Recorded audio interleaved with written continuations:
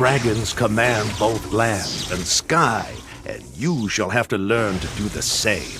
One of the things we wanted to do with the controls is to make it as seamless as possible between Rin and Airlock, because that's obviously the biggest challenge. You're running around on the ground. Game mechanic is somewhat different than when you're flying. First and foremost, for the control scheme, we want it to be easy, but also be involved enough that people who play the game more will get more involved with the controls and use them more in a kind of an expert mode.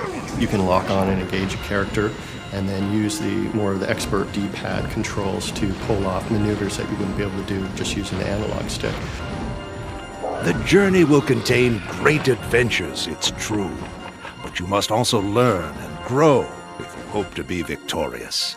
The skill system is, I would say, a role-playing game light.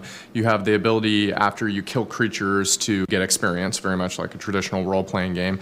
As you gain experience, eventually you go up a level. Once you go up a level, you get a skill point that you can apply to either her melee skill, her projectile combat skill, or her magic skill.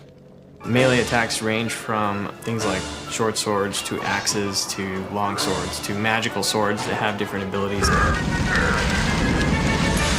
If you choose to do the projectile attack, you can go into bow mode, and you can just do a standard sort of rapid-fire bow, or you can go into sniper mode, which brings you into first-person mode, where you have a reticle, and you can target people from a distance.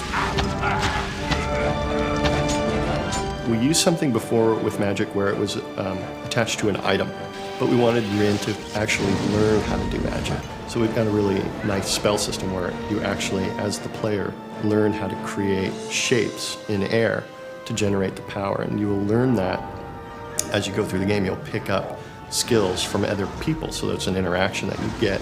There's